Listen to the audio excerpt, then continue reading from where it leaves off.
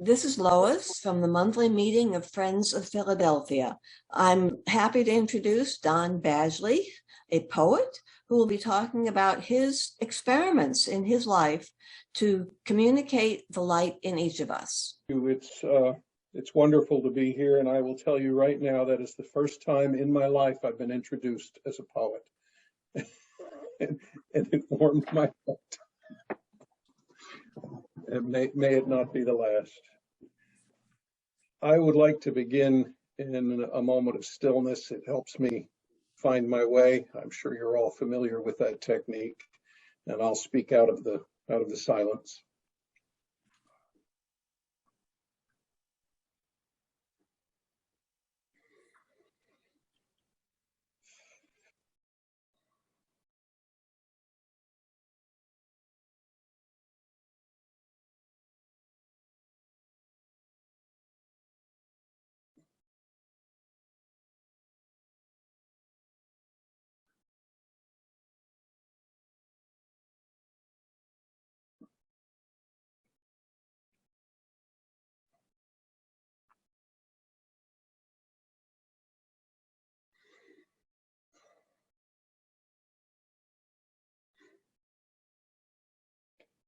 I, of course, begin with gratitude. Lois, thank you for making this possible and doing the labor. Marianne, for thinking it up. I'm grateful for that as well. I'm particularly grateful to David Fink of Oberlin Meeting. He and I are in a Bible study group together, and he agreed to serve as my elder this evening. He will be holding me, and I hope each of you will as well. I call this publishing the truth of experiential faith. And I feel led to begin with a pretty bold statement. It's the premise of everything that follows. That is that the religious society of friends exists for a single fundamental purpose. Even as we do all the wonderful work we do in the world to make it better, I hope that we can consider this evening that we do not exist to raise awareness of white privilege, to heal racism, to bring about equality or world peace. We don't exist to fight for gender equality, to feed the hungry, visit the prisoners, or any of the other leadings and good works that now help define us in the world, no matter how righteous those labors may be. We exist to bring about a world that's ordered by divine love. We can only do this by leading others to the experience of the divine. We do that by pointing to the source, capital S. All else, all our words naturally follow that prime motivation. Our works in the world only exist because of that connection as we order our lives in the divine light. I've been a Quaker my whole life,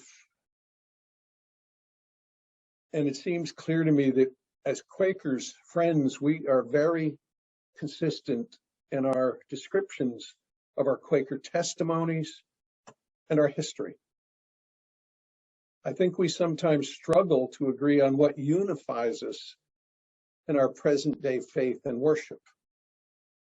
It also seems that we're weakened as a body and weakened as a meaningful force in the world by our contemporary failure to publicize to the world the good news of the divine presence that enables, motivates, and leads us directly. It also seems to me that reliance on our history and past good works as the foundation, the unifying force or justification of our present faith community or witnesses is to build upon sand. Matthew 7:26. To advance our so-called testimonies as the essence of Quakerism is creedal at best. And by themselves, those things we call the spices are ironically bland. That salt has lost its savor.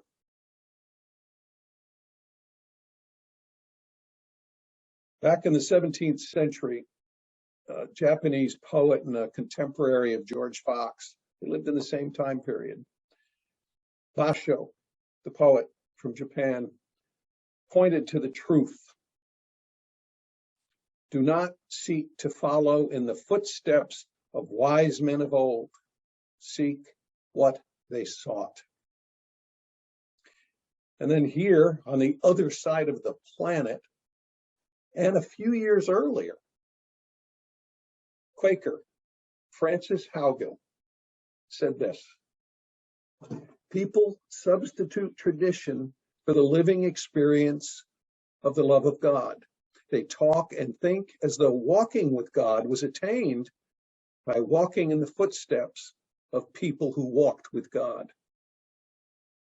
So even in the first generation, friends understood the dangers of losing sight of the one source.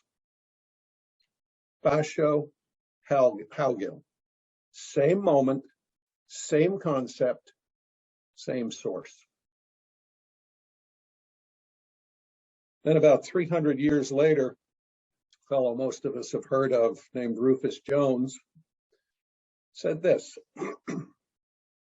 I am looking for a time, and not counting on it, when we shall have a society of friends not composed of a few awakened leaders and a body of unkindled, quiescent members who move in the ancient grooves of habit and routine, but instead a live membership of persons who have thought out their principles of life and not merely adopted them secondhand. I found Haugill and Basho a lot more gentle. But even then, in the time of Rufus Jones, this was a concern. I guess the point is that without the direct and present leadership of the divine source, our testimonies crumble to ancient dust. Absent that one source, they're little more than religious, political posturing, relics, and difficult to justify, especially considering the context of the actual evil that we see in the world today. I tend to think that could things ever have been this bad? And then I remember my history books.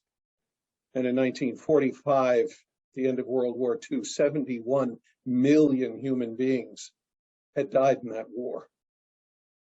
And we've done a lot of warring since.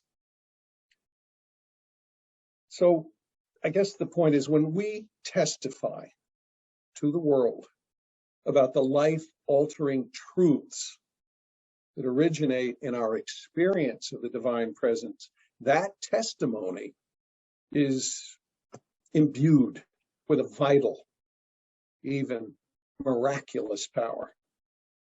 Question is, are we still willing to publish the truth we experience? Today, we Quakers hardly ever discuss, at least beyond the meeting house door, our encounters with the light. We're far more likely to share our Quaker history and witness, as if those convey credentials or authority. They do not. There's a natural tendency, of course, to believe that the ones who came before us, early friends, were in some way more authentic, more in tune with the divine source. That misconception causes us to inflate their importance and discount our present experience of the light. Their words and deeds, for good or ill, reflect their experiences and their own moments, and may have great value, but only to the extent that they inform our present experience. I refer to them a lot. I'm going to refer to them a lot tonight when they do inform my present experience. I feel similarly about the scriptures. These are treasured guidebooks, but they have been misread in a special way. Claiming scripture as holy, inerrant, and perfect is absurd. We should not make saints of anyone or idols of their words. Neither should we demonize or apologize for their errors. We only need to seek what they sought, and there become finders. I'm convinced that the religious society of Friends will continue to fade into justified oblivion if it does not return to and share with the world the radical and enlightened ministries that arise in experiential worship. Today, there's fewer than half the members as a century ago. In New York Yearly Meeting, there are fewer than half the members as when I was a boy. To outside observers, if they notice us at all, Quakerism today is mostly just boring. An interesting historic anachronism, or maybe just oatmeal. So I want to shift gears. That's kind of my main point that I want to talk about tonight. But I want to change the angle, the perspective on how we can look at this. A broader perspective, much, much broader. It takes 8 minutes for the sun's light to reach us. When that light's shining through the meeting house windows in the morning, it left the sun 8 minutes before that. That same light, after passing Earth, won't arrive at the other end of our galaxy for 100,000 years. When my dad was a young man going to a Quaker school, Oakwood in Poughkeepsie, he was taught and only knew of one galaxy, ours. And he was taught that that was the entire universe. How many galaxies are there in the universe? 10 years ago, I would have answered you somewhere between 200 and 400 billion galaxies. Many of them bigger than ours, some smaller. Truth is, nobody knows. But the current estimates range up to 2 trillion galaxies.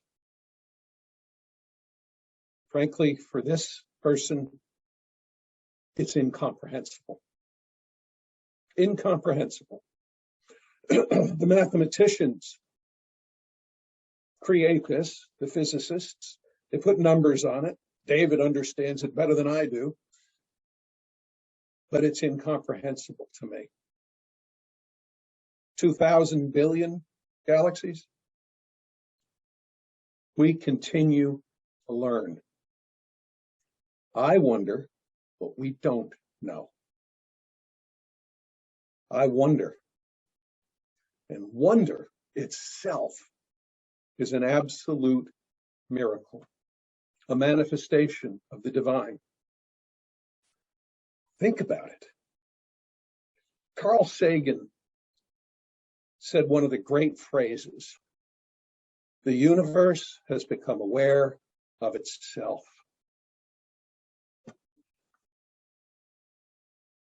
There's no question about that being a truth. We're made, as he said, of star stuff. And we're aware, and through the magic that we're experiencing in this moment, you're hearing me literally around the country, instantaneously. I wonder what we don't know.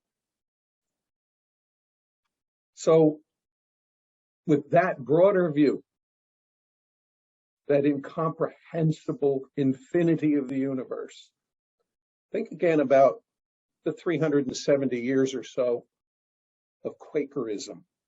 370 years. Light that passed the earth when George Fox was preaching isn't even a third of the way across our, not a third of a way. What is that, 3%? I mean, it's ridiculously small. It hasn't even moved. In the context of divine awareness, time has no meaning. This moment, right now, is the same moment as the beginning and as the end. Paul Tillich called this the eternal now. Someone else once said, I am the Alpha and the Omega. Revelation 1:8. You were told that I'd share some poetry tonight, and so I think this is a good moment to share something that I've found poetry. I can say more in a few words than I can in an entire presentation. I call this Look Now to the Hills.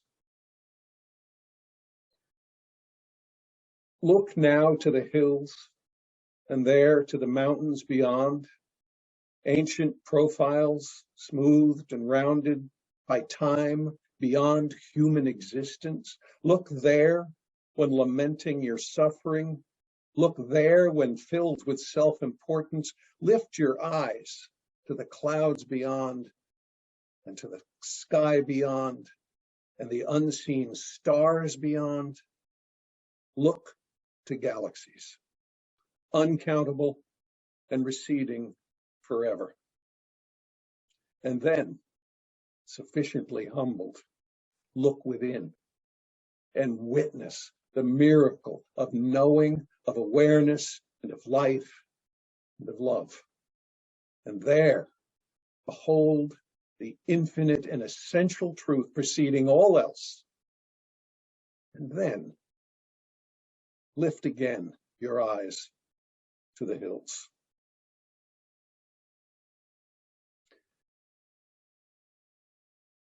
What George Fox and frankly a whole lot of other folks, Hal Gill, many others, proposed in the 17th century, the revival of experiential primitive Christianity, was completely unique in that time.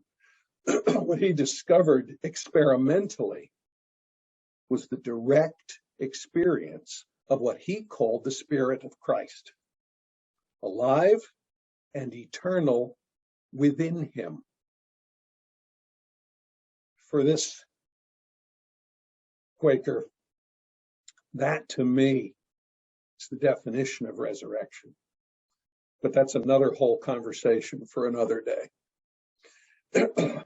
Then, with the confidence of his experience, Fox and the other founders reordered their lives in ways that directly challenged 17th century churches.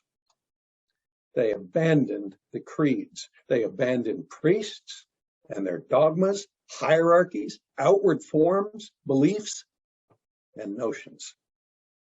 Left them behind. They'd rediscovered a higher order of spiritual experience. When Fox wrote that he heard a voice saying, "One, even Christ Jesus, could speak to thy condition," he was reporting that he had encountered the living Spirit that he experienced as Christ. We friends like talking about our peace testimony.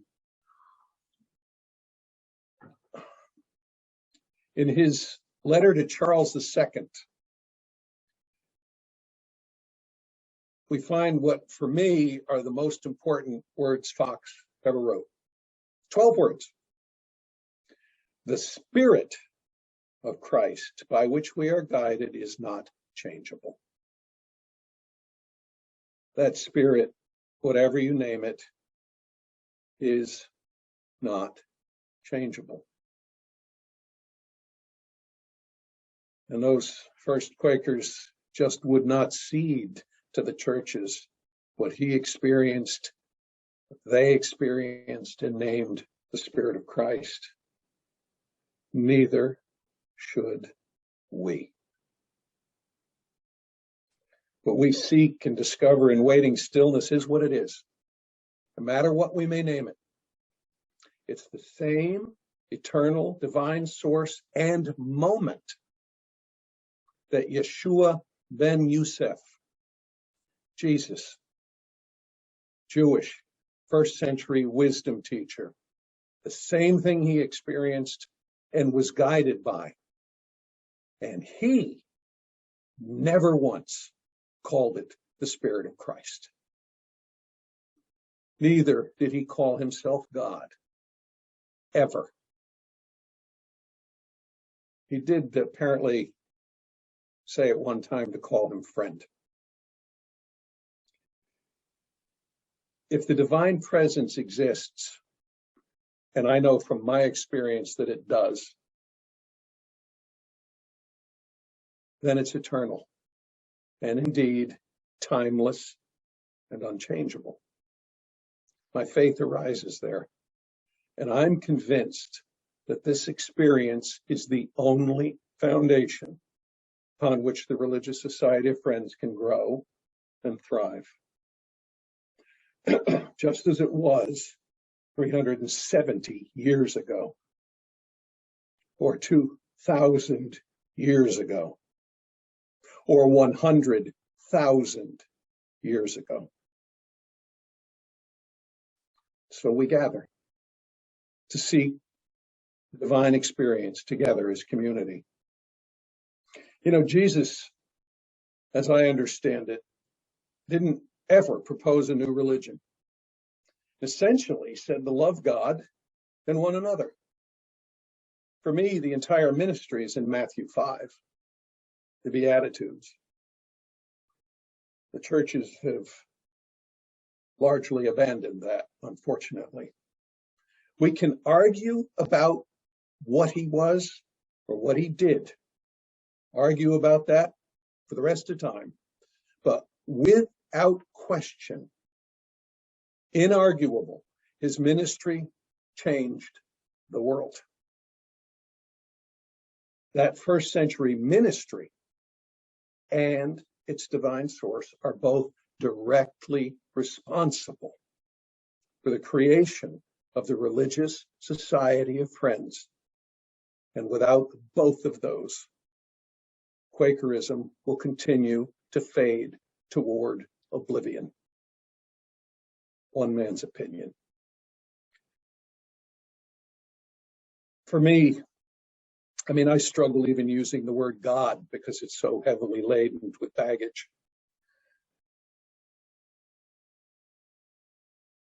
Jesus' ministry of absolute and all-inclusive love. He excluded no one, including Romans and Samaritans, considered lower than dogs in the first century by the Jewish population.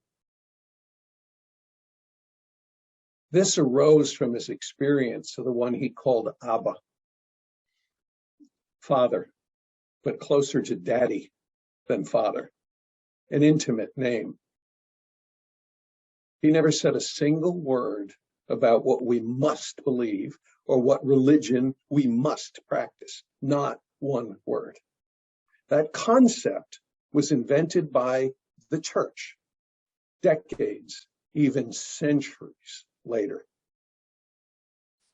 And I think we friends would do well to share that singular truth about him and about the church at every opportunity, not only because it's true, but more because our own experience arises from the same source as his and confirms it. The post-Constantinian church has mandated what followers must believe. And they also define the consequences of non-compliance.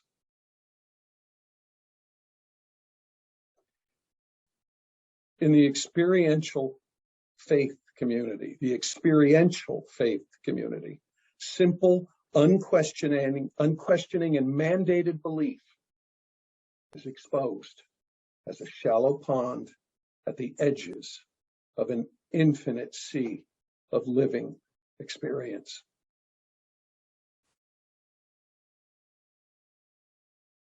It's profound, it's radical, it's all-inclusive. The unrestricted availability of the divine presence, it's as radical today as it was in the 17th century.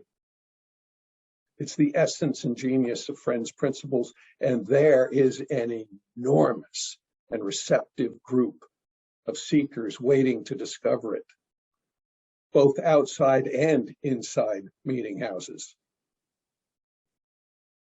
When we share these simple, universal truths with the world, it allows us to represent the religious society of Friends as timeless, compelling, open, accessible, and completely modern, and not some oddball historic artifact called Quakers. Frankly, this friend thinks that the name Quakers, while we adopted it in a passive way, no longer helps. Society of Friends, a society, not a new religion, wasn't created for that. A society within the body of Christ that taught experiential faith. We know that a majority of young Americans have already abandoned traditional congregations, and we know most of them still identify themselves as spiritual. I'm not religious, I'm spiritual. Even though they may have rejected a theistic God or the archaic structures and doctrines and creeds, they remain open and they seek the spiritual experience. Of course they do. They're human. And I think it's important to remember that Fox's ministry began when he was in his 20s. And our hope is not in these gray heads sitting here tonight. It's in my children and yours, and their children and their children. Our mission is simply to point to that experience, as we also speak and answer the light within them, and so make them aware of that light. And then welcome them among us as friends. We're called to answer the divine in others, to the inner language and understandings, those we touch. The language we choose to express our spiritual experiences is just a human lens. It allows us to point to that eternal divine. And miraculously for me, that language of experienced divine love is universally understood. When we become fluent in that tongue and speak it to the world, the truth will prosper. I can confirm from experience that when a ministry is delivered with love, whether in a faith setting or in a secular setting, it could be sneaky ministry. They don't even know it's happening. When it's done with love, it will be received in the spirit offered.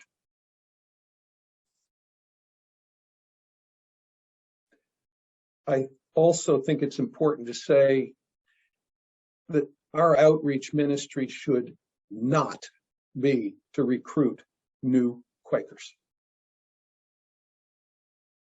Let it gently point out a well-lit place of inner and inward peace, a place of immeasurable compassion and infinite love. No other goal is necessary. I'm going to pause for a moment, center myself, and have a drink, and I'm going to get on to something a bit more difficult.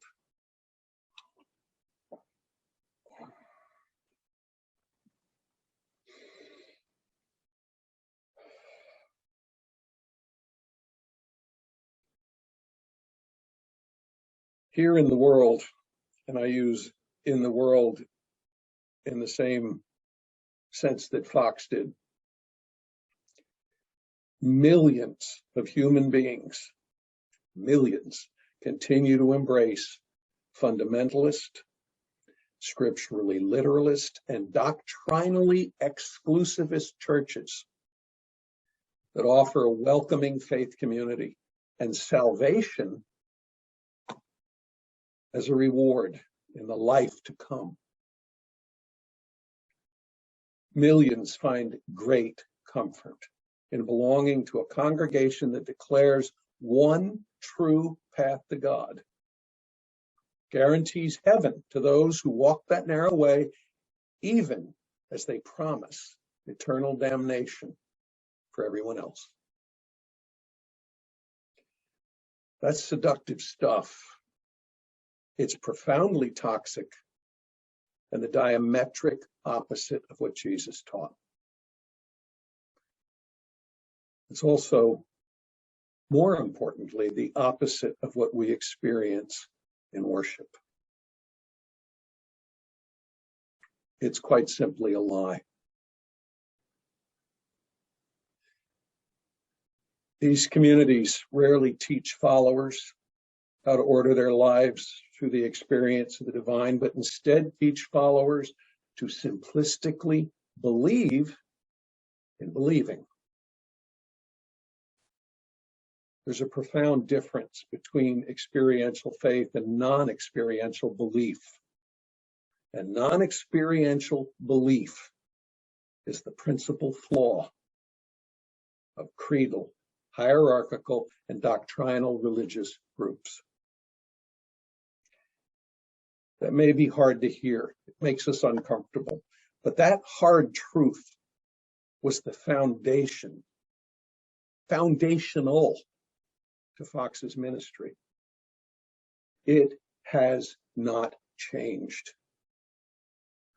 He and many others were willing to go to prison and die to be able to say those things. The risk to us?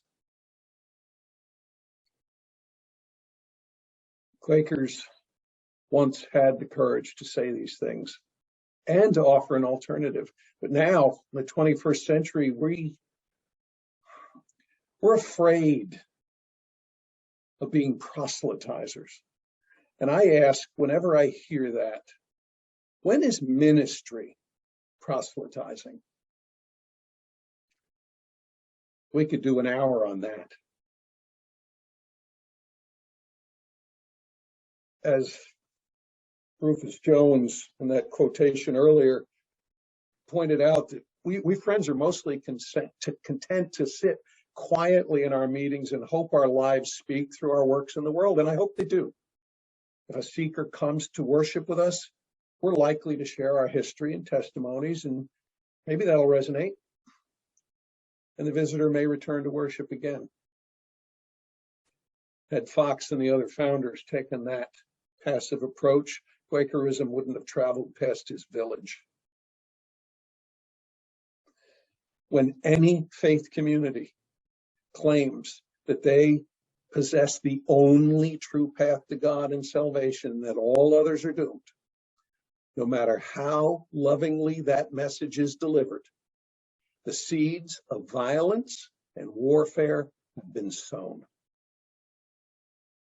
And unfortunately, those seeds very often fall into fertile ground, and we're seeing plenty of that in our nation today. We must say this. We must say it as a body and as individuals and at every opportunity. And it's essential that we say it with the love that the divine experience teaches us. Remember John Woolman. He didn't go condemning the slave owners. He went and offered them ministry and loved them. Very specifically, it's important that we consider and confront the impact of the pervasive and completely perverse doctrine called original sin. This is now accepted as a pillar of nearly every Christian denomination. I'm pretty sure it was Augustine in the 4th century that started that, expanded over the centuries. And the doctrine of original sin is toxic and false. And we know it. Basically says that humans are born infected by sin, and there's only one way out: their church doctrine.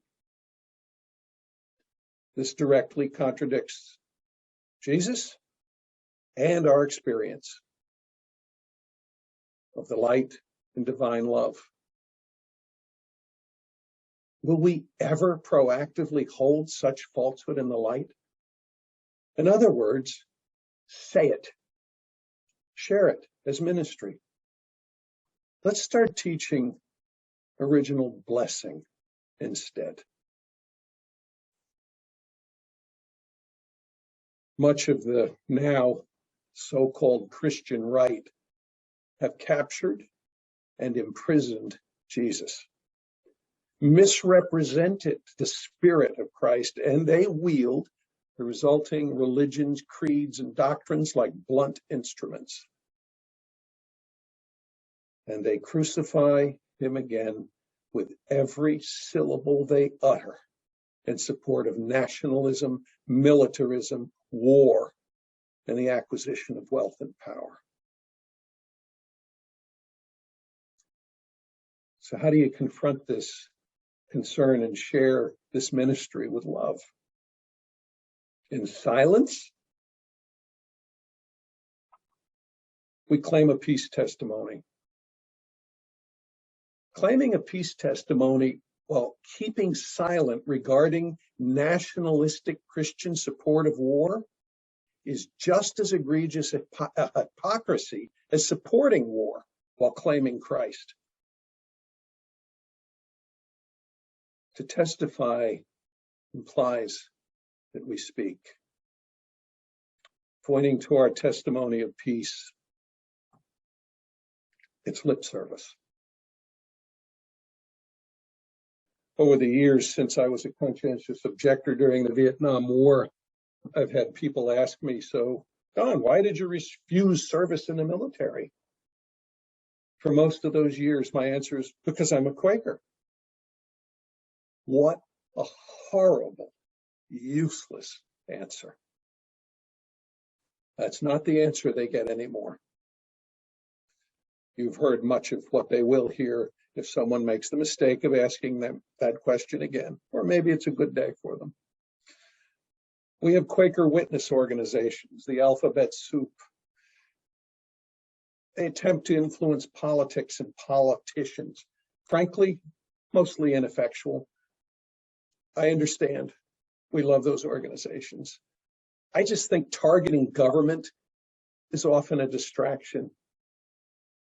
And you'll be hard-pressed to find a word about the divine experience, the divine source, the reason we have these testimonies and positions.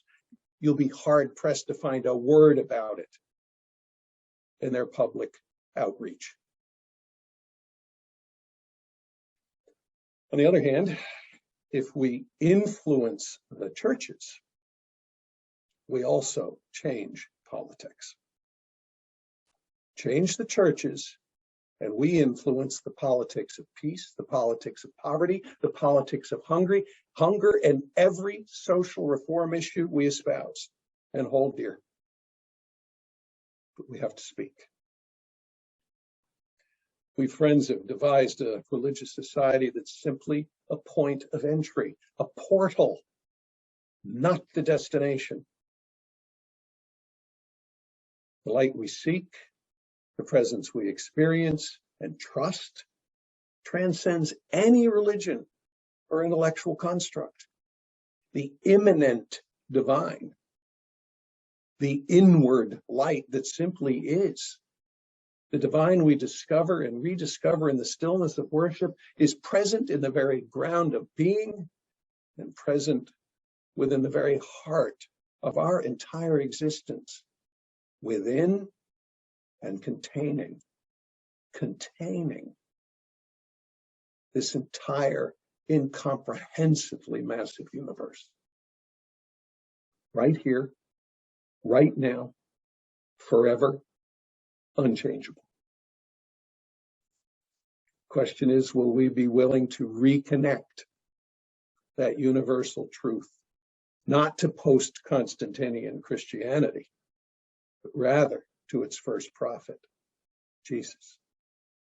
Will we, friends, be motivated to once again proclaim that which is eternal and open our hearts and our mouths and our doors to share it? You'll recognize this quotation. Neither do people light a lamp and put it under a bowl. Instead, they put it on its stand, and it gives light to everyone in the house. In the same way, let your light shine before others, that they may see your good deeds and glorify God in heaven. Matthew 5:15 through 17. I'm telling you, it's all in Matthew 5.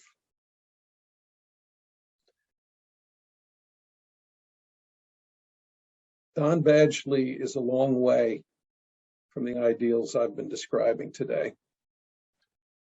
It took me years to even begin to say these things out loud because I know where I am.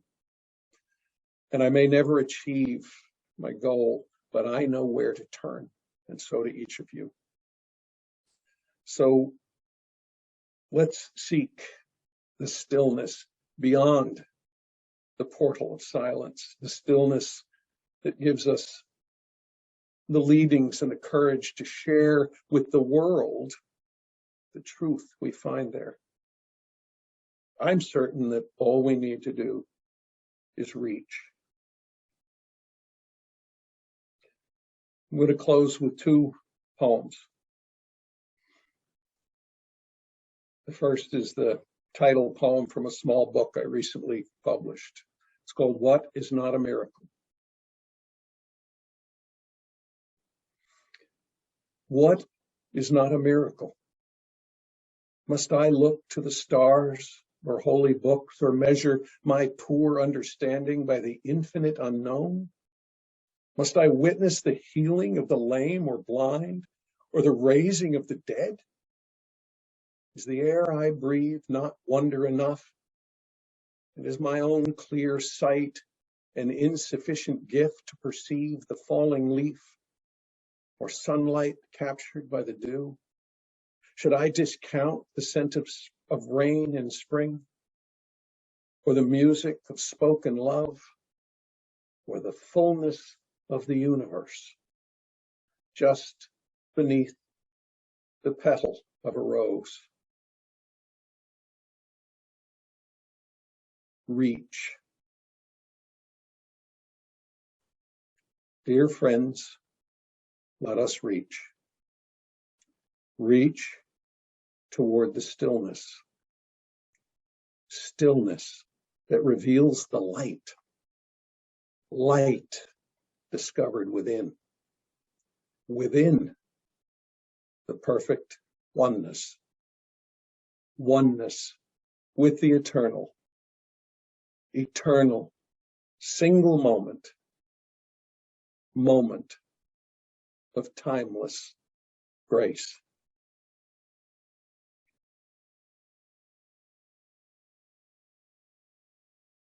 This friend has spoken enough. Let's return to a period of stillness and worship, and I invite the friends here to share as led. Questions, observations, ministry, as you're led out of the silence.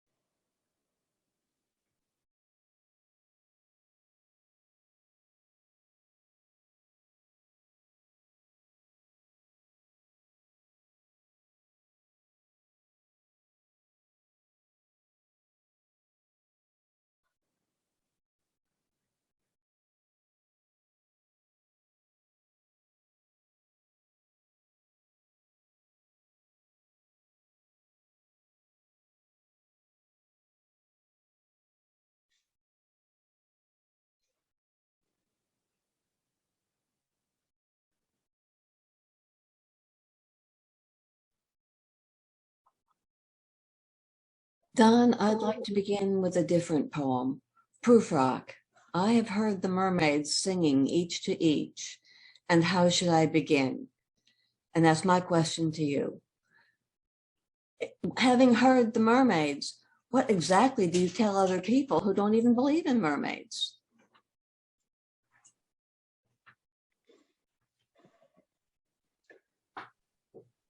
I love a good, tough question to begin. Of course, it begins, I think, in how we lead our lives.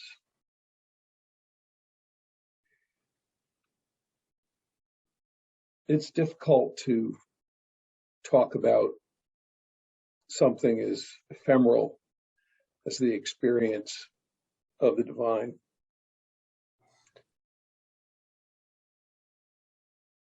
It's hard for me.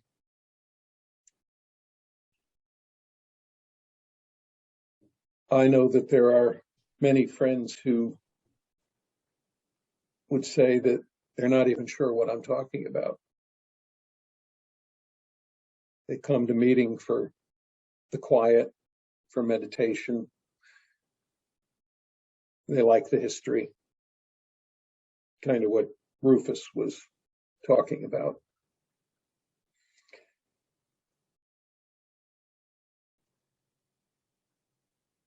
I think you begin the conversation by telling the truth.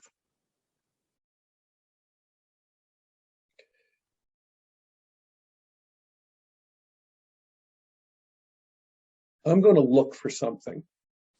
I'm going to be quiet for a second. I have something that at Woolman Hill many years ago,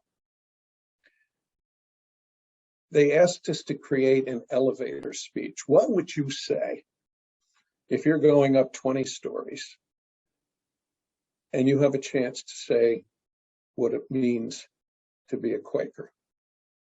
So be patient with me for a moment, and others, if another questions come up, this will fit anyway. So if others have something to share, please do that. I'm going to do a quick search here and see if I can find that thing.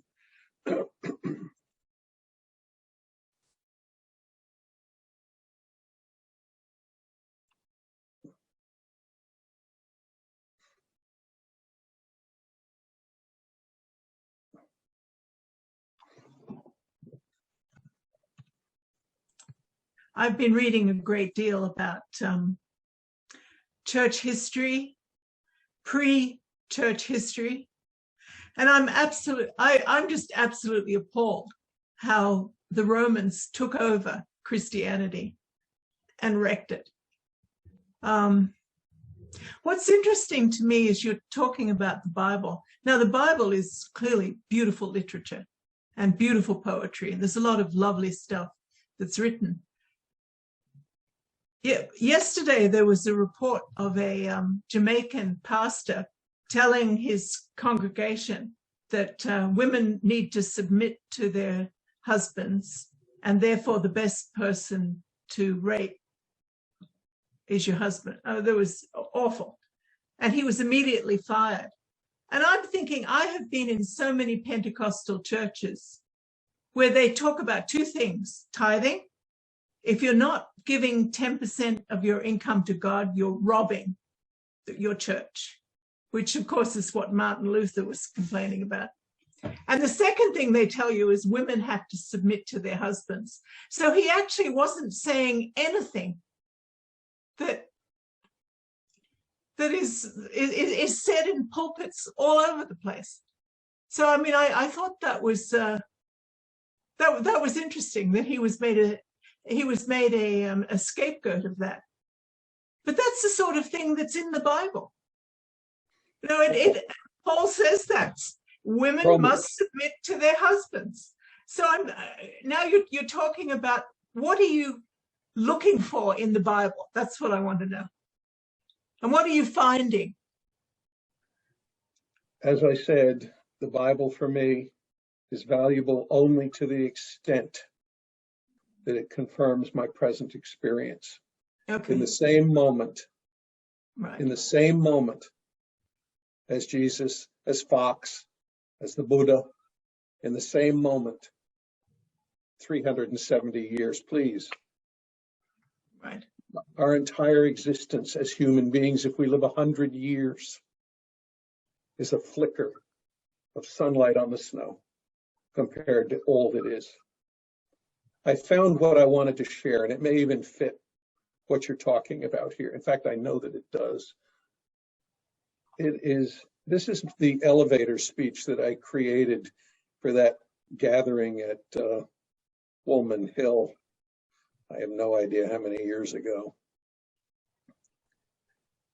Imagine a religion that is not based on ancient doctrine or scripture, but based entirely in the direct and immediate experience of the divine light, what some call God. We trust this living presence as the only true authority. I think that's something we can say to people. I think it's as unique and radical today as it was when Fox was willing to go to prison, when he said things like, "When I am overtaken by the Spirit, I become Christ." That got him a year. I mean, but we know what he's talking about, and it doesn't have to be because George said it. It's because we live it and experience it. And we have to be willing to say it out loud. I am deeply concerned about millions of people who are using Christianity like a club. Right. Club in two senses. It's a good club to join, and it's a club to beat people with. Jesus excluded no one. By the time we get to the 4th century, he had been turned from a prophet, a wisdom teacher, into the ever-existing God. Because that was necessary. You said it, what the Roman Empire did. Yes. Christianity. Destroyed it. Exactly what George said. Yeah, are we willing to say it aloud? Are we willing to put it on a billboard? Are we willing to speak it from the street corners? Are we willing to say it in our meeting houses? Are we willing to publicize this? One of their first names, Publishers of Truth. And we're spending fortunes trying to convince our government to do this thing or that thing. Government's not the problem. There are always governments. I like to refer people to everything Jesus said about the Roman government. Right. That would be nothing. Oh, wait, there was one thing. Render unto Caesar that which is Caesar's. And they love that. Well, There are two ways to listen to Jesus. One is, it's coin, give it to them. Right. But the other way to read it is nothing belongs Else. to Rome. Everything belongs to God. Right. Yeah. So take your pick. It struck me just the other day that here's the Romans, they crucified Jesus, then they genocided, they destroyed Jerusalem and genocided the Jews. And then the Christians turn around and they hand over their religion to the Romans. I mean, that to me, when you think about it, that's absurd, absolutely absurd. A lot can happen in 300 years. Yeah, right. And it did. Yeah. So, no, everything you said, I mean, I've been thinking along those lines myself. I have a real problem with God being male, there being a male or a female divinity. I mean, that of course is all through the Bible. I mean, I object to that. The divine is love. That's what it is. It's love. That was one of them. Paul got that one right. Yeah. And I wouldn't call the divine presence God. I call the divine presence all. All is love. That's what it is. Right. That's why I prefer calling it the source. The source. Yeah, I like that. Yeah. That's absolutely right. I mean, because once you assign a gender to a divinity, I mean, you're in trouble. It's probably I probably would have been burned at a stake for saying most of the things I said. I know that, but see, that's the thing. I mean, if you don't work from love, you're losing the plot. Just recently, we had some guests from Turkish Muslims, and I had dinner with them, and they told the waiter, they said, just make sure to tell the chef to cook the food with love. Make sure to stir extra love into it. And I just thought they've got it. They understand. Yeah, I like that. I think it's important for us to remember in that conversation that the second most named human being in the Quran is Isa, Jesus, as a prophet. Yeah. Only Muhammad is mentioned more. That's interesting. But this is the point, though, that understanding the source, the divine, it doesn't belong to a religion. It's universal. You know, I've read a little about Thomas Merton, and I understand this was what he was getting to at the end of his life. That he understood that that as you go further and further in your understanding, everyone gets to the same point. I'm feeling guilty here. Are there others that want to add or? Sorry. No, I could do this with you all day. Sorry, all right, I'll be quiet.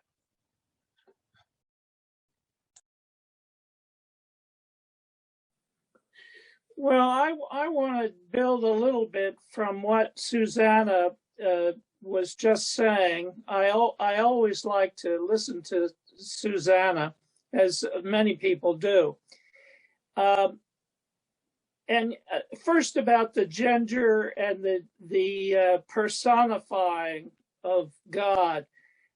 Back in the 60s, I was a young man, back in the 1960s, and I really enthusiastically embraced Buddhism, particularly Zen Buddhism. And it was easy to do in the 1960s. And I remember that was probably the same time that I shed all notion of any kind of gender or humanizing the universal spirit. it was that experience in the 60s that helped me avoid what I saw as that kind of bad habit. And I'm grateful to Buddhism, or to my interest in Buddhism, for taking me there.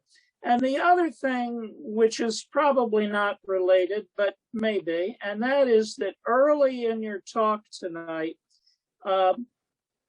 it's something keyed in my own experience, and that is how, for one thing, I have a habit. I'm an apartment dweller. You see the apartment behind me. And I have the habit of attempting to go outside every morning on a walk, and a walk that may have a pretext or may not.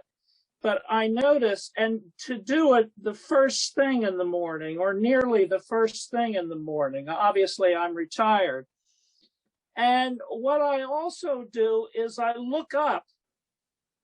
I love cities. I love living downtown, but I look up at the sky and keep looking at the sky as I walk down the street, and my mood is elevated.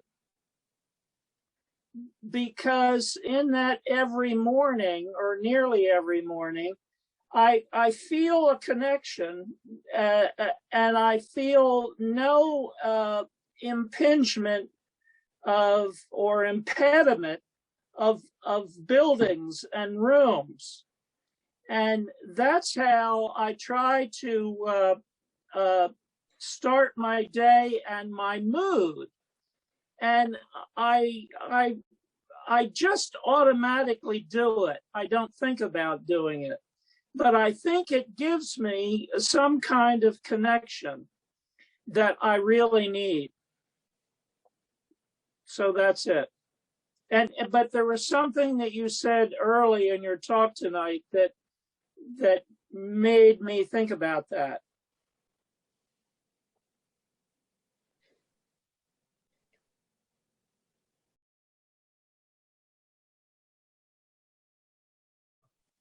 I am aware of the tyranny of the clock.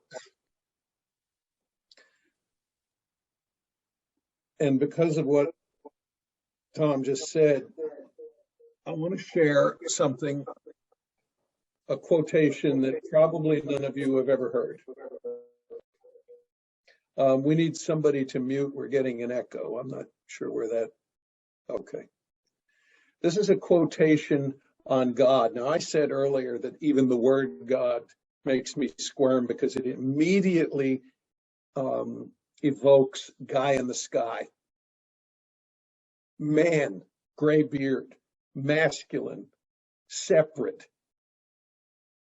So this quotation on God has been helpful to me. God is the oneness that spans the fathomless deeps of space and the measureless eons of time, binding them together indeed, as we do in thought. God is the unity of all that is, the uniformity of all that moves, the rhythm of all things and the nature of their interaction. God is the creative flame that transfigures lifeless substance, leaping into ever higher realms of being, brightening into the radiant glow of feeling until it runs into the white fire of thought. God is the faith by which we overcome the fear of loneliness. God is the hope which, like a shaft of light, cleaves the dark abyss of sin and despair. Happy Hanukkah. That is Rabbi Mordecai Kaplan, the founder of Reconstructionist Judaism. I know he knows what he's talking about, and that's experiential.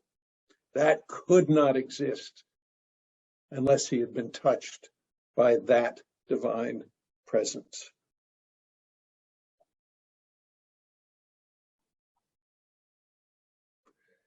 We do not climb the mountain of peace but wait quietly at the bottom, at the base, where living surrounds us, still crowding our minds. There we simply pause, looking upward, awaiting the stillness, awaiting the centering that silences the din, that covers the artificial light and reveals a truer light within. We wait at the bottom, knowing that we will climb together, each lifting the other, though motionless, where we become the mountain of peace and discover once again that the summit was only as far away as the distance between compassion and love.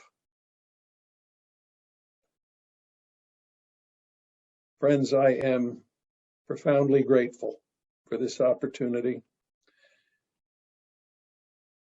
Trust to the love. Don't be afraid to speak it. When you see darkness, share the light. It'll take care of itself. You don't have to be anti anything. The ocean of light is not anti-darkness. It does not need to be. Love one another. It isn't more complicated than that. Beautiful.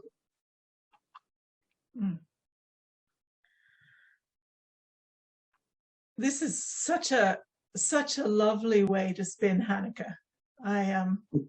It's just lovely. I mean, I was raised in the Anglican tradition, but I've come to really appreciate the traditions of other faith groups. And the story of Hanukkah is lovely. It's just delightful. And I'm going to go light my candles now. Your accent gave you away, on that Anglican thing. Yeah, well, when you grow up in Australia, yeah. Okay, so are we? Thank you, friends. Thank you, friends. Okay, let's stop recording. Thank you, Don. Thank you, Don. Holidays to you. Thank you very much Thank for doing you this. so much. And happy Hanukkah to your whole family, Don. Thank you. Good night, friends. Night. Good Good night. night.